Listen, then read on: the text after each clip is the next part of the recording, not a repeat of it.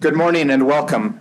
On behalf of the International Center for Law and Religion Studies at BYU Law School, and on behalf of the Wheatley Institute here at BYU, whose director Paul Edwards will moderate our first session, welcome to the 10th annual Religious Freedom Annual Review. I say that with a bit of a pause because I think that is a milestone to be noted. On behalf of our students who have been organizing this event and our colleagues who have been working tirelessly to make it meaningful and of high quality, we are so grateful that you are here with us today. My name is Brett Scharffs, and I am the director of the International Center for Law and Religion Studies, and it is my pleasure to welcome you this morning. As is our custom, and as perhaps especially appropriate at a conference on religious freedom, we would like to open our gathering with a blessing. And we have invited the Reverend Reuben, one of our speakers today, and someone who oversees faith partnerships at Stand Together to offer the invocation.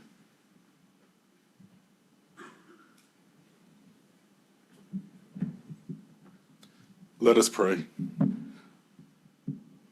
Wise and holy God, we do thank you for this day.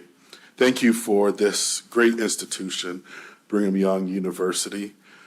We pray, God, that your presence will be here, a spirit of curiosity, a spirit of compassion, and also a spirit of hope will be present with us today.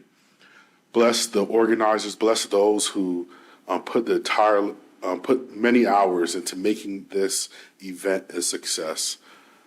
Bless those around the world who are experiencing religious persecution and religious violence. God, I pray that you would make us instruments so that we can combat that aggression. This we ask in the strong name of Jesus, who is the Christ. Amen. Amen. Thank you, Reverend Reuben. Thank you especially for remembering those who suffer religious persecution and blessing us with the gifts of curiosity, compassion, and hope. I can't think of a better way for us to launch our meeting today. The mission of the International Center for Law and Religion Studies is to help secure the blessings of freedom of religion and belief for all people. And we do this in a variety of ways, all of which are manifest in our gathering here today, trying to build and disseminate knowledge, trying to build networks, and trying to contribute in meaningful ways to good laws. Several ideas animate our work. The first is religious freedom for all people in all places. This primarily involves standing for principle and standing for others. Second, living the best version of our faith. For Latter-day Saints, this means striving to live the restored gospel of Jesus Christ more fully, more faithfully, more joyfully, more purposefully, more peacefully, and more conspicuously. Third, human dignity for everyone everywhere. Human dignity is the foundational principle for human rights and for freedom of religion and belief.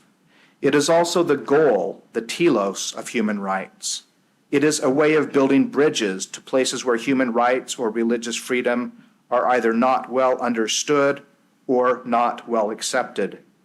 And it's also a way of measuring our progress in promoting global cultures of dignity, respect, and religious freedom. Fourth, principled pluralism.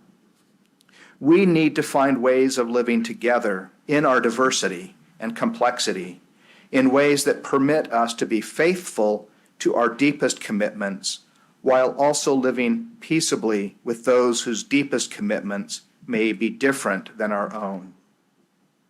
This morning, I would like to add one more animating idea to this list, which I've never talked about before, and that is the concept mostly. Lately, I found myself ruminating on big questions such as, is the world good or evil? Are people good or bad? In our political situation, which social scientists tell us is the most polarized at any time in our nation's history since the Civil War, is there hope? Or are we going to come apart at the seams? Can we find ways to bridge the divides that separate us? Are there antidotes to an online culture that often seems toxic and divisive? Should I be an optimist or a pessimist? As someone who can be inclined towards melancholy and pessimism, but as someone whose faith requires me to be hopeful and optimistic, I find myself trying to navigate the terrain between pessimism and optimism. As I've been thinking about these difficult questions, one word has come repeatedly to my mind, the word mostly. And this is what I've concluded. The world is mostly beautiful. People are mostly good. Most of us are trying to make good decisions most of the time. Religious freedom for all will mostly be used to seek truth, beauty, grace, meaning, and love. And making up the difference is our Savior, Jesus Christ. We cannot hope for or expect perfection in a fallen world, in ourselves or in each other. But we should try to give each other and ourselves the benefit of the doubt. I hope and expect that today you will find yourself mostly agreeing with most of what is said by most of our speakers and panelists. But it would be unfortunate if you didn't find yourself feeling unsatisfied and even in disagreement with some of what you hear. That is part of the work of living together in our differences.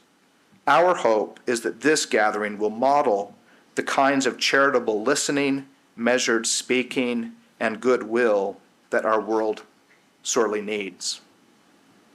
This year marks the 10th annual Religious Freedom Annual Review, an event that focuses largely on issues in the United States, and an event that is open to the general public and includes a CLE, continuing legal education stream for lawyers. The theme of this year's gathering is religious communities, worshiping, serving, and learning together. This theme encourages us to think of institutional dimensions of religious freedom as well as individual dimensions of religious freedom. This theme is also relevant in our post-COVID world, where the importance of gathering together to worship, to learn, and to serve one another is perhaps even more evident to us than it was 3 years ago. We have brought together a diverse and very impressive group of experts who will make presentations and lead discussions. We will have both plenary sessions where we will all gather together, as well as breakout sessions where we hope and suspect you'll have a hard time choosing which to attend. We would like to thank our speakers for being here, many of whom have traveled from considerable distances, and we would like to thank each of you for being here. Your presence is an affirmation that there is real interest in religious freedom for all people in all places, and that many of us yearn for better ways of thinking clearly and in an informed manner about the challenges facing our country today. It is now my privilege to introduce the new president of Brigham Young University, Shane Reese. Christopher Shane Reese is a statistician, academic administrator, and, as of May 1st, the 14th president of Brigham Young University. At BYU, he previously served as academic vice president, dean of the College of Physical and Mathematical Sciences, and the Melvin W. Carter Professor of Statistics. President Reese's academic research has been varied, focusing on, among other things, determining the safest method for destroying chemical weapons, assessing climate impact of glaciers in Asia and Antarctica, and on optimizing performance in sports, including work for the U.S. Olympic volleyball team and, sadly, the Philadelphia Eagles.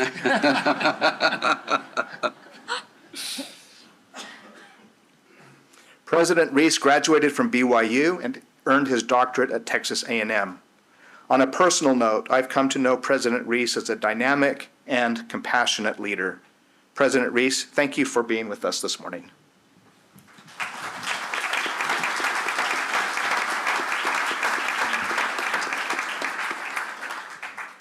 Well, thank you, Brett, for that kind introduction, mostly. And I mostly agree with what Brett said in his introductory remarks.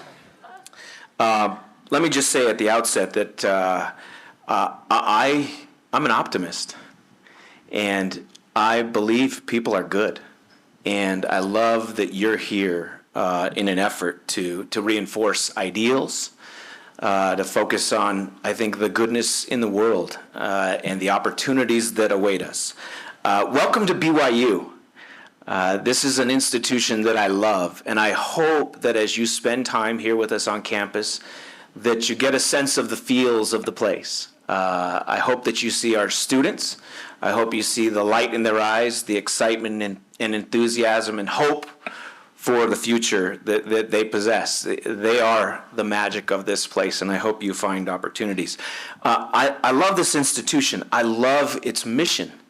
As I've been thinking lately about the mission of this university, I was focused on an address that was given recently, an article actually that was written as well as a follow-up by Rick Garnett from Notre Dame. And he talked about the importance of institutional pluralism. So I love that that's one of your themes here today, Brett. And Rick, I want to just share a little bit about what Rick said. He said our colleges and universities should not all look the same, which, by the way, is a brash and a bold statement in and of itself. They should, within reasonable bounds, have varying curricula and programs. They should develop different specialties and subfields, and that's common. And then he goes on to say they should cultivate a distinctive missions and aspirations. They may take on a range of characters, and then he goes on to describe what those characters look like. And then I want to talk a little bit about what he concludes with. He says an institution's distinctive mission will shape its curriculum, its policies, its hiring, and its student body. And these differences will, taken together, strengthen expressive freedom's necessary infrastructure. And I love that charge. I love that charge for all of us in higher education. Because the truth is that in higher education, we are prone to want to create clones of ourselves. And it is an imperative for us as a society to have some institutional pluralism. And we at BYU are committed to doing our part to add a religious component to our education at BYU. It forms the basis of our education. It is a critical component that has to be part of the fabric of everything we do at this institution. It has to be part of our curricula. It has to be part of our faculty hiring. It has to be part of our students who walk through the door and take as part of their education 14 credit hours of religious education. We want all of our classrooms, all of our faculty, to have a double heritage, as was described by Spencer W. Kimball in an address given at our 100th anniversary, detailing a vision for the next 100 years, which we refer to as our second century address. Now, almost halfway through that second century, we have a duty and we have an aspiration to have religion be an important part of our education, to add to that institutional pluralism. We love that our faculty can stand up in a statistics classroom, in a law classroom, in an engineering classroom, and yes, even in a business classroom, and be able to talk at the highest levels of academic rigor about their subjects with passion and commitment to that, but that they also have the ability to share the important and more meaningful parts of their religious conviction. And so today, as you begin this Religious Freedom Annual Review, I want to, on behalf of Brigham Young University, express my sincere appreciation for you being here. I want to express my appreciation for you being here in part because of your commitment to supporting religious freedom, to protecting religious freedom, because that forms the basis for what happens on this campus, a campus that I love. students who I see go out and bless the world with their ability to focus on not only being excellent in their disciplines of choice, but to be able to shine the light of their faith as they do so. I love that you are here and that you're committed to this. We have a responsibility to civil society to prepare people who can defend religious liberty, who can protect religious liberty, who can give us all the opportunity to contribute to the institutional pluralism that Rick Garnett so articulately described in this article. And so with that, I extend a warm welcome to all of you to Brigham Young University and commend you for the efforts and for the program which you're about to partake in. Thank you.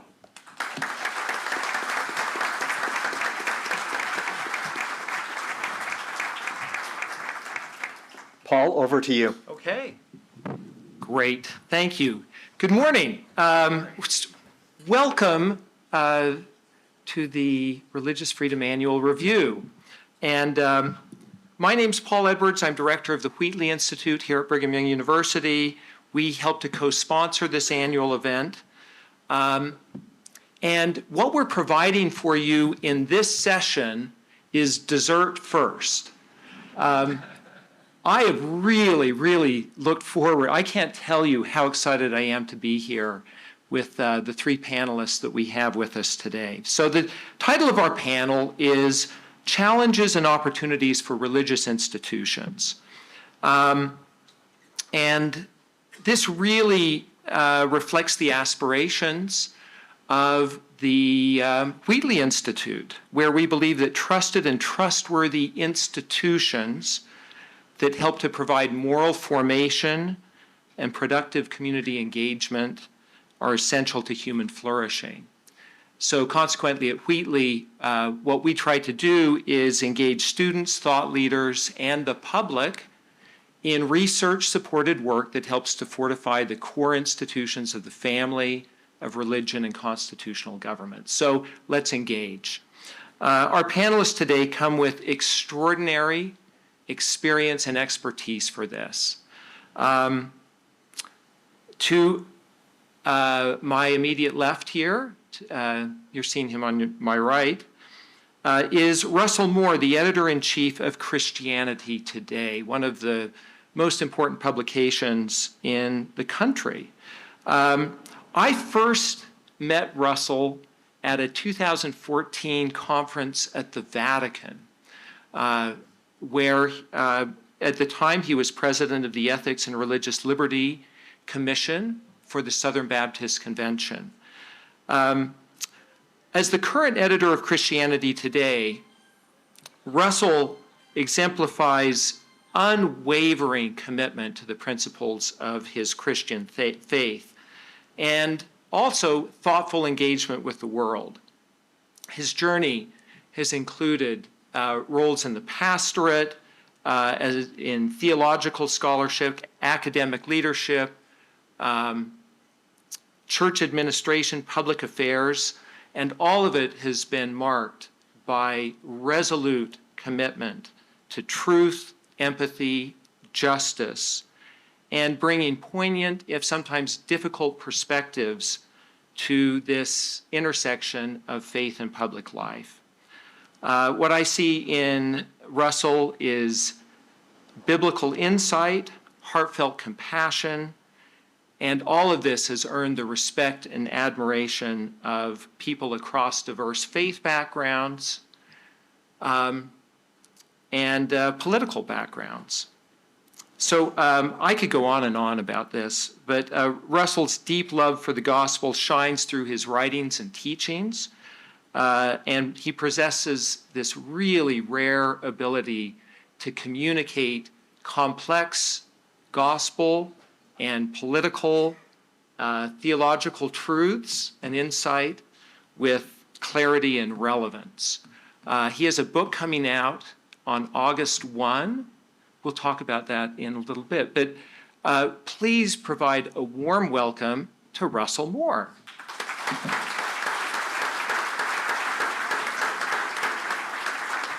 Now, I'm going to do that for each of our panelists, then I'm going to ask them some questions, okay? So Jonathan Rauch is Senior Fellow at Brookings Institution in Washington, D.C. He brings scholarly context and a journalist's curiosity and skepticism to understanding the most complex social issues that we face. You'll see Jonathan's work regularly in places like The Atlantic, the Wall Street Journal, the New Republic. He has this exceptional ability to really dissect the intricacies of political systems, civil liberties, and this delicate balance between human rights, individual rights, and social well-being. He's received enormous praise for many of his publications. I think the one that a lot of people know him for is Kindly Inquisitors, the new attacks on free thought, considered by many to be kind of the definitive work in our day on defending free speech and intellectual inquiry. I'm going to give a big plug for this magisterial work, The Constitution of Knowledge, A Defense of Truth, where Rauch defends, again, truth, inquiry, and demonstrates a really deft understanding of the importance of institutional design.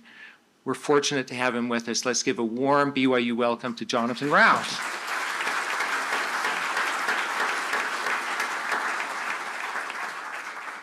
And we needed a little grace on our panel today as well. And Stephanie Summers provides that for us. Stephanie is the CEO of the Center for Public Justice. You can find them at cpjustice.org. Center for Public Justice is a theologically traditional Christian faith-based organization in the Reformed worldview tradition that empowers Christian leaders throughout the United States in public discipleship. This is really, really important to us, I think, is that in a world where so many people are using institutions and organizations as platforms for self-promotion, the work that Stephanie does is all about formation rather than performance. And her work tirelessly behind the scenes to work with public leaders, with people in church leadership, to help shape their minds, their hearts, their souls for doing real important statecraft within a tradition that she believes and understands is extraordinary. So Stephanie has played an important role behind the scenes in some of the most important legislation that's we've seen in recent history in the United States, bipartisan legislation to protect religious liberty. Stephanie is a frequent speaker and moderator, and she's contributed to a number of really important texts and volumes. Let's provide a warm welcome to Stephanie Summers.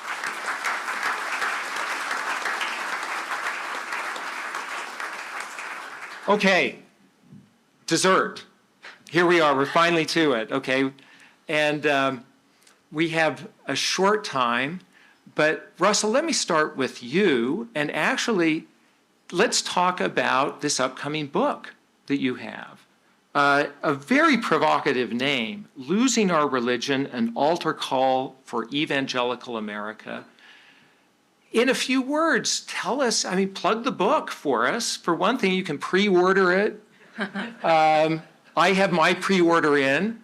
But tell us about what, as you were putting this together, what did you see as challenges and opportunities for religious institutions in the 21st century? Well, when I first started off in ministry, it was in local church youth ministry with middle schoolers and high schoolers while I was a seminary student. And I thought I was going to do that for a short period of time and then move on to other things. And there came a point in life in which I realized it's all youth ministry. It's all the exact same project of getting a group of people in a church van to church camp while dealing with who's not speaking to whom, who doesn't want to speak with who, who's bullying whom. I mean, all of the middle school dynamics are all there. And one of the things that I learned really early on in youth ministry was that I was dealing with two problems at once. One was the fact that I had a lot of culturally Christian kids who knew all of the right answers to all of the questions, but were completely unfazed by the Bible. And then I had a group of kids in our community, mostly Air Force kids whose parents were at the local Air Force base, who had never been in a church before, had never met a religious person before, would call me Father Moore because the only clergy person they'd ever seen was in movies as Catholic priests. And sometimes they would show up in a cloud of marijuana smoke so heavy that I'm not entirely sure I wasn't high from secondhand smoke some of the time. And these were the kids, though, who would say, as one of them said to me after one Wednesday night Bible study, so wait a minute, you think that there was a dead guy who came back to life? Yeah. Wait a minute. You think he was really dead and he really came back to life? Yeah. And he said, dude, that's crazy. And I realized he actually was closer to the New Testament proclamation of the gospel than were the kids for whom, yeah, this is who we are. We're Southern Baptist kids in Mississippi and we know how to give all the right answers. I really think that we're in that sort of moment in American life right now. And so the biggest danger that I see on the horizon for us is cynicism. And it's cynicism that can develop in really two ways and not just in one. Many of the people that I'm dealing with right now, Christian young people, are at a moment of breaking. And it's not because they can't believe what the church teaches about the virgin birth. It's not that they can't believe what the church teaches about sex and morality. It's because they're having a hard time believing that the church itself believes what the church teaches, or whether religion itself is just another means to an end of political power, of market-driven mobilization. And my greatest concern right now at this moment is not some sort of religious liberty incursion from the outside. It's not rates of secularization. It's the loss of moral authority within the church. And if we do not have the kind of church that is able to say to people, we really believe what we're saying, and this isn't just another way to appeal to populist donors, to raise money off of email mailing lists, to elect certain candidates to office. This really is a transcendent call to something deeper than all of that. We're going to face a crisis of disillusionment and cynicism, and I think we're already there. And I think that costs not just people within religious institutions, it actually costs everybody. So the first step, as I see it, is recovering the kind of moral integrity and authority that's able to speak to the outside world, not as enemies, but as people to be persuaded, and also to model within the church what it means to be people who are not just another institution seeking to wield power. That's the critical issue for us. And so that's really what I'm concerned about right now. I think the stakes are a lot bigger than youth ministry, but it really starts there. Okay. I'm going to speak out of this mic here, just looking to the back there. Jonathan Rauch I don't think you grew up going to Bible camp or knew anything about youth ministry. You come to this as a bit of as very much an outsider. I'd like you to say a few words about that. And as an outsider and a social scientist, a journalist, a careful observer, what do you see as challenges and opportunities right now? Well, thank you, Paul. It's such an honor to be here. I come to you all today with one overriding spiritual message, which is buy Russell's book. If you have your phones out, stay off of them unless you're buying Russell's book. Everything I'm about to say, which I'll keep brisk, builds off of the important and courageous work that Russell Moore has done.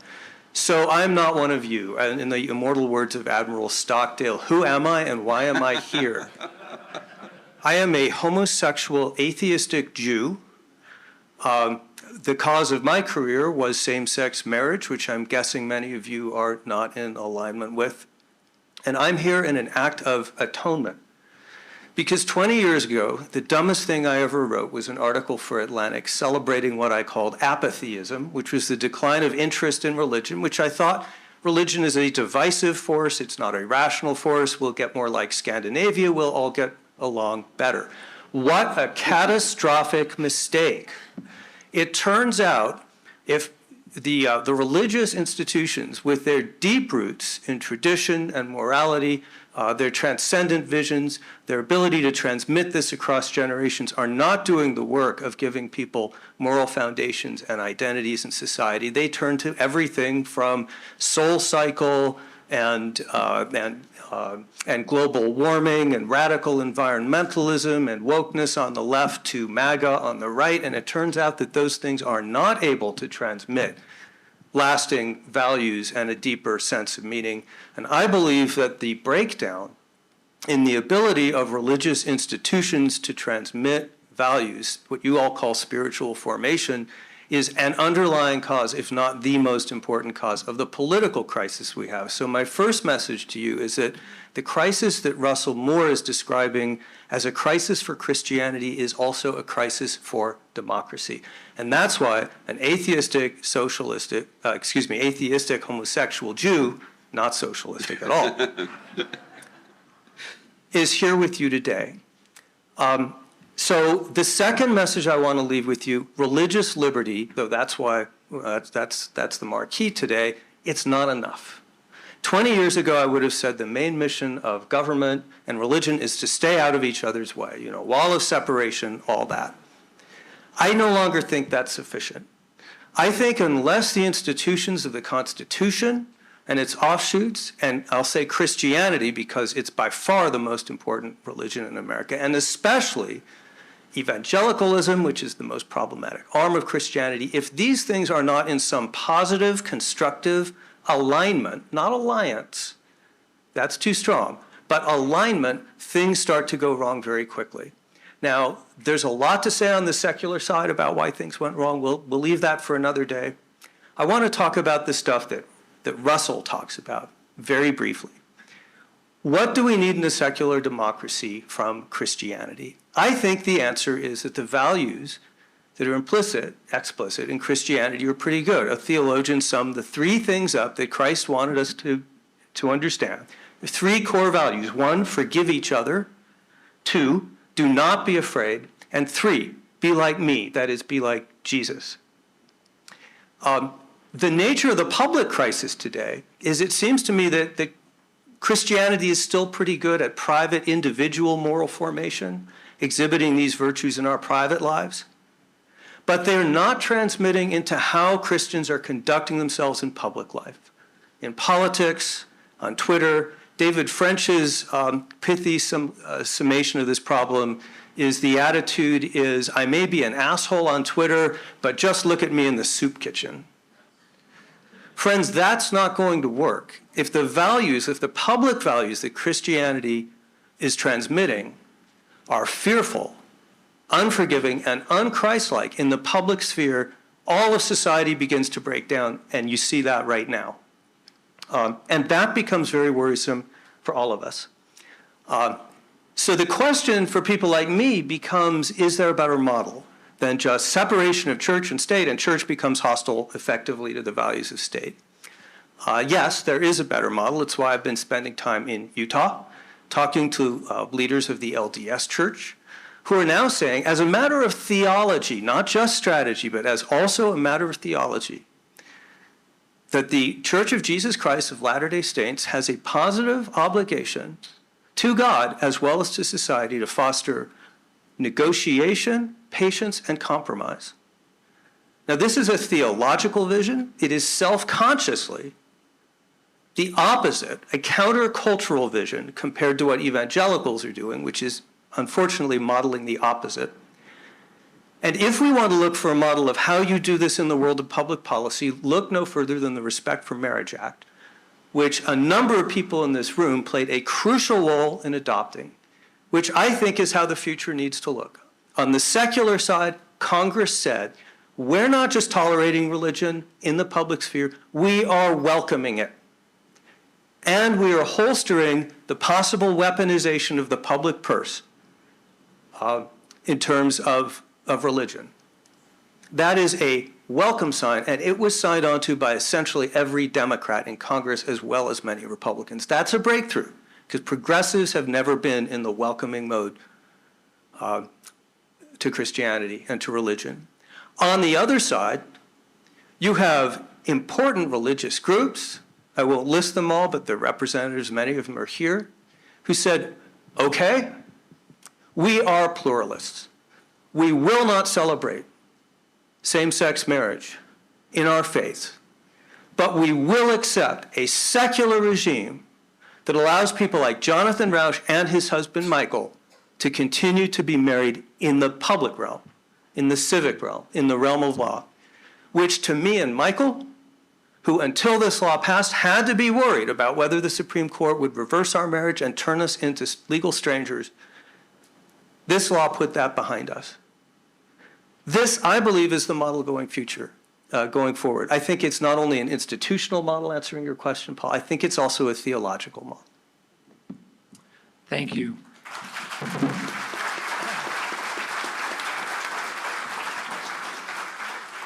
So, Stephanie, there's a lot to talk about on the basis of these two comments. I do want to just get a little bit of a sense. You've been involved in all of the right in the trenches of some of what Jonathan has been talking about. And you have the opportunity to work with houses of worship. You also work with what, and this is a term we don't use so much in the Church of Jesus Christ of Latter-day Saints, but the parachurch, the institutions that surround the church, other nonprofits, and so on. Are there unique challenges and opportunities facing independent, faith-based nonprofits that you see right now? Yeah, thank you. I made a joke to Elizabeth that I love speaking to lawyers because it means I can use my laptop.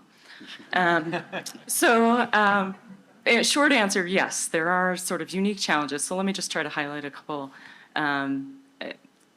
filter back into our discussion. We lead an institutional religious freedom alliance. It's a multi-faith group where we are thinking about the myriad faith-based nonprofit organizations that are independent from structural faith traditions that provide services on a daily basis to people all around the world. Foster and adoption groups, organizations that help victims of domestic violence and human trafficking, faith-based health clinics, child care providers, refugee resettlement agencies. I could keep going. These are not under the authority of, say, an institutional church or denomination or a faith tradition, but they have theological bases over which they're operating. And there are some really similar challenges to everything that was just described here, but there are some unique features. So when we talk about these at the Center for Public Justice, we sort of identify three key opportunities for attention, and there are three Ps. So practices, perception, and public policy. And the first opportunity is really with the practices of organizations themselves. And we talk about these as internal opportunities to address some of what's been mentioned here already.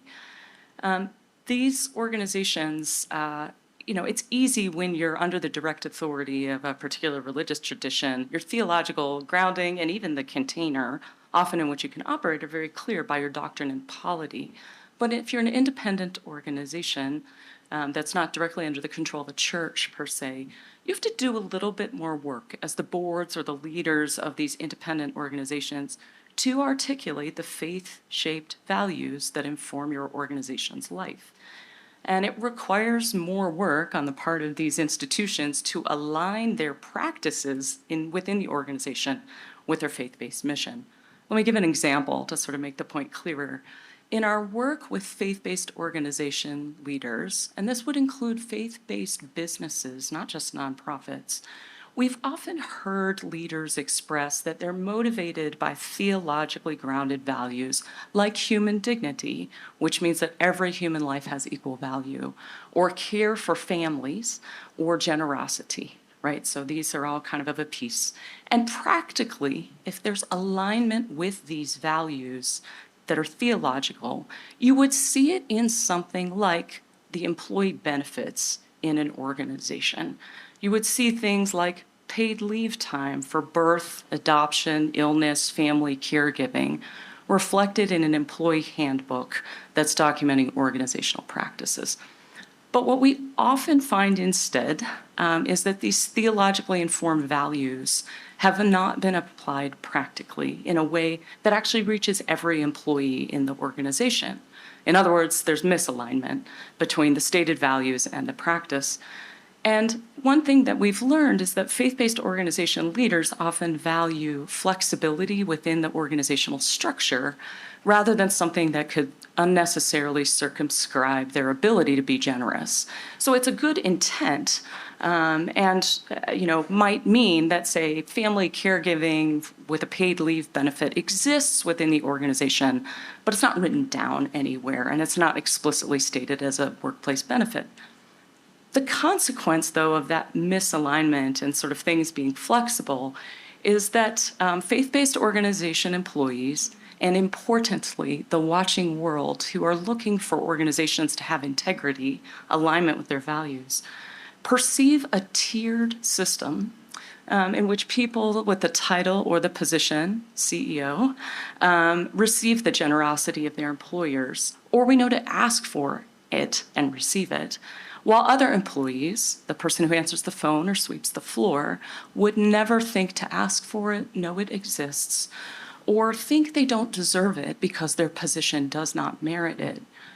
This definitely thwarts the good aspiration of the leaders whose stated intention is to be generous, to uphold human dignity, who is shaped by a faith that draws no distinctions between persons and who cares about families. So when it comes to things like this, it's just one example of how this plays out in organizations. There's an opportunity for every faith-based organization to write down its commitments, communicate the theological basis by which their work is animated, and then connect that to why we offer these specific benefits to our employees. There's literally dozens of examples and opportunities within organizations for this type of alignment, including things like conflict resolution processes, employee separation. I could go on, where unfortunately the practices are often much more informed by kind of standard legal secular HR practices by default, rather than in alignment with some faith-shaped values. I'll be more concise on the second two. Second opportunity is perception, and this is an external opportunity for faith-based organizations. One of the challenges is really how faith-based organizations communicate the why behind what we do when we're busy just serving other people because of our faith. We don't want to take the time to have to explain ourselves. And in a time where faith can feel unpopular outside of faith circles, it's easier, frankly, to de-emphasize our religiously rooted why. But one of the beautiful things about being part of the pluralistic society that John talked about is that there is the freedom to explain our religiously rooted why respectfully. And being able to maintain this religiously pluralistic society requires people of faith to be comfortable explaining where our commitments come from, both for the purposes of the collaborative work that we must do to uphold a pluralistic society, particularly collaborative work with people who do not share our faith, but also so those in the watching world who see the fruit of our work understand that it is rooted in something particular. To Russell's point, not rooted in a goal that is misdirected because we're trying to accomplish something not aligned with our faith. Faith-based nonprofits actually need to be quite proactive about this work, and it falls into the category of religious freedom work for institutions. This is at the totally different, completely upstream end of protecting institutional religious freedom, where organizations say for themselves who we are, why are we doing this, and are able to proactively communicate that in a preventative way that stops many of the things that right now just end up in litigation or public perception challenges that are truly horrid. Just a tiny example, many city governments offer funding partnerships to Black and Hispanic-led ministries doing things like youth violence prevention in their communities. And it's really important that these organizations are proactive in communicating the why about the what of what they're doing, lest they be wrongly perceived by government officials as just generally on board with all of the things a city's trying to accomplish for youth development, some of which are actually of grave concern to people of faith. So in cities where government partnerships like these bring significant resources to these community-based, faith-based organizations, it's too easy for city officials to sort of hold programs hostage while pressuring faith-based organizations to join efforts or take specific actions in their programs that might be quite counter to their faith. It takes a little time on the front end, but faith-based organizations being clear, and we encourage organizations actually to do this in writing, about where there's alignment and where there's agreement on the what, and where there are lines that won't be crossed in the future, help these partnerships work much better towards much more productive ends, and preserve organizations from lawsuits or loss of their freedom to serve. And the last opportunity is public policy, and this one's both internal and external. We'll talk about this more on this panel, I'm sure. Most independent faith-based nonprofits are small. They're not World Vision with $1 billion budget and a chief legal counsel and a staff of lawyers. Most independent faith-based nonprofits have an estates and trusts attorney who sits in the pew next to them, and they ask them for advice. And unfortunately, most lawyers don't have the luxury of having the education this room has to know how to answer their questions. So it often puts these organizations in pretty legally precarious positions because they've gotten bad advice about institutional religious freedom, law, and policy. We train organizations so they learn this. We need you as force multipliers to continue to do that because boards and chief executives of these tiny nonprofits really need people who are knowledgeable about these aspects of the law. And externally, and this has definitely been covered, but the importance of recognizing that faith-based nonprofits exist in a pluralistic society and that on the grounds of our faith, we need to be constructive contributors to the law and policy that supports it. Means that we must engage across lines of theological and worldview difference, and we need to be willing to work not only for the preservation of our own interests, but also for the interests of others. And our faith traditions have the resources for these things. And to the point about young people are hungry to know what these things are and see them embodied in the work that we're doing as leaders. Thank you, Stephanie. So a theme that's come through pretty clearly is some misalignment between theology and practice, for example. And this, we're talking about challenges and opportunities. In thinking about opportunities, and this may sound a little wonky as a social scientist, but I'm always interested in what social scientists call positive deviance. That is, where in the spectrum are we seeing, and John, I think this is a little bit about what you're doing right now with sort of an exploration to find where is this deviation from the challenge of misalignment? Where are we finding alignment that seems productive? So, I throw this out to all of you. Are there instances out there that we can be learning from where there's closer alignment between values and conduct that can then be exemplary for other kinds of practice?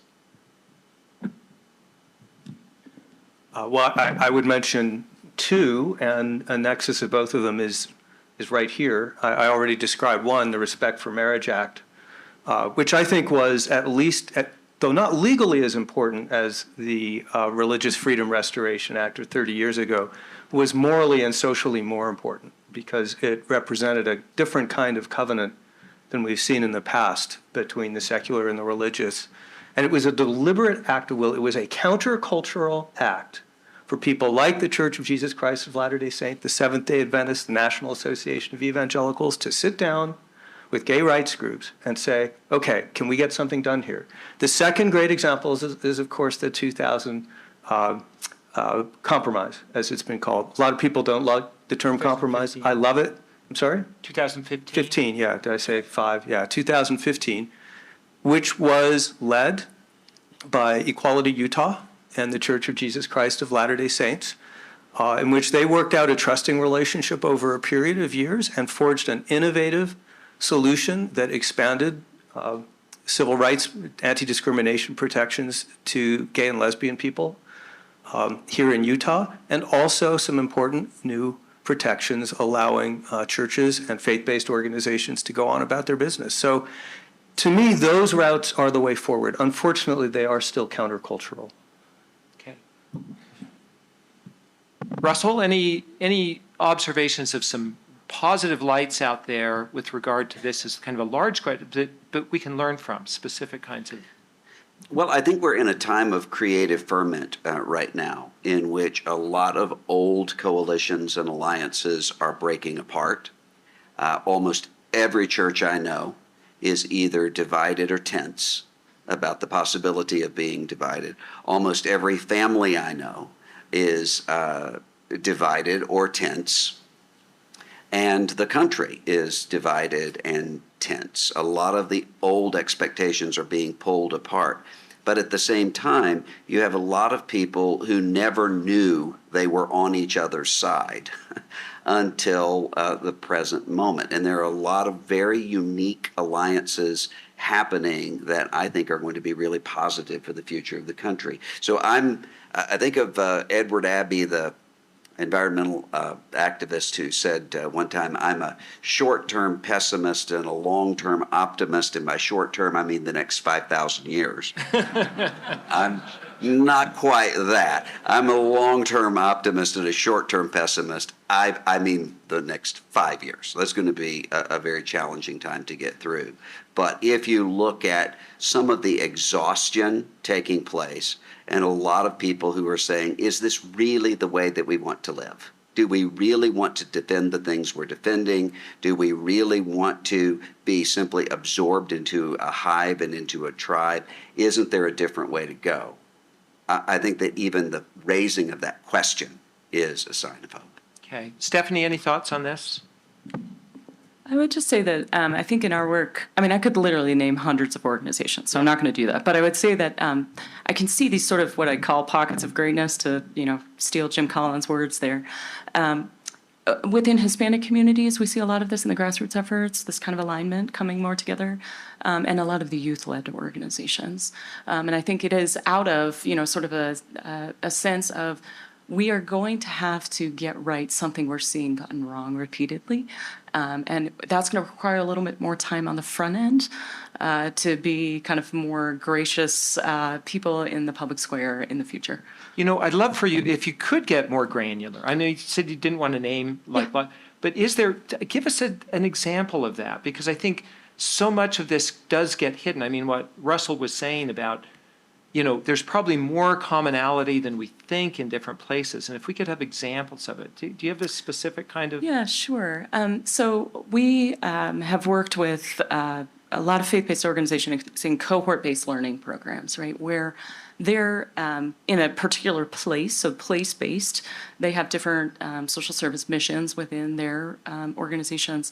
But they are thinking about, say, how to provide foster and adoption services, or how to provide care, particularly at the nexus of some of the change in abortion laws in states where suddenly, there's a recognition that there's going to be a really significant need for an uptick in faith-based child care, right? And whole communities with child care deserts where there's not connection to social capital, and there's also not the flexibility that churches have, say, to offer non-standard hours for childcare for low-wage workers who work around the clock, right, in shift work.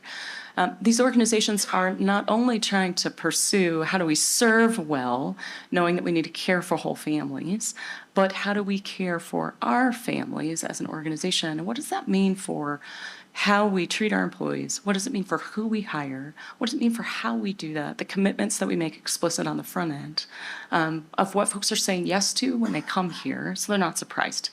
And that does mean being very, very clear, but it also has the salutary effect of people who, say, thank you so much for respecting me, that you're telling me exactly who you are. I actually am not on your team, and that's okay.